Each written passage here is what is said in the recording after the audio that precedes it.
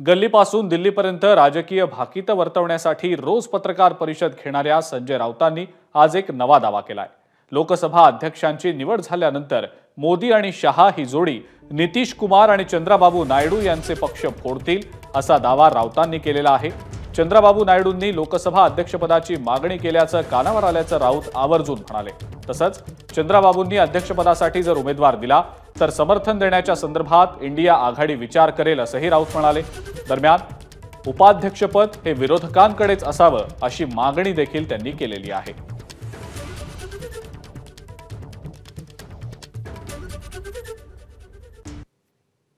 लोकसभेचं अध्यक्षपद एनडीएच्या घटक पक्षाने मागितलेलं आहे। चंद्राबाबू नायडूंचं मी नाव ऐकतो आहे।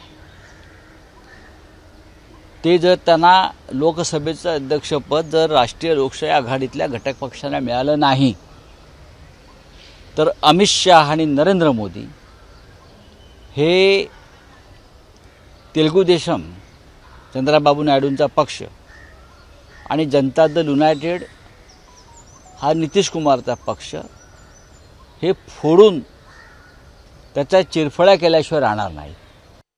आज ज्यांच्या टेकूवर हे पक्ष सरकार उभं आहे राष्ट्रीय लोकशाही आघाडीचं, मोदींचं नाही, तर हे सगळ्यात आधी लोकसभा अध्यक्ष झाल्यावर चंद्राबाबू आणि जनता दल युनायटेड, चिराग पासवान यांचे पक्ष फोडतील आणि नक्कीच आम्ही लोकसभेत आमची ताकद दाखवू ना। चंद्राबाबू नायडूंनी जर त्यांचा उमेदवार उभा केला लोकसभेसाठी अध्यक्षपदासाठी तर आम्ही चर्चा करू इंडिया आघाडीमध्ये आणि चंद्राबाबू नायडू यांच्या उमेदवाराला पाठिंबा देऊ आम्ही। या देशाच्या जनतेनं नरेंद्र मोदी यांना झिडकारलाय, नाकारलाय, भारतीय जनता पक्षाचा पराभव केलाय, त्यांच्या झुंडशाहीचा, हुकुमशाहीचा, संविधान विरोधी कृतीचा पराभव केलाय। त्याच्यामुळे लोकसभा अध्यक्षपद हे त्या पद्धतीनेच निवड होणं गरजेचं आहे, पारदर्शक पद्धतीनं, आणि उपाध्यक्षपद हे आता कायद्यानं, घटनेनं विरोधी पक्षाला मिळायला हवं। एबीपी माझा, उघडा डोळे बघा नीट।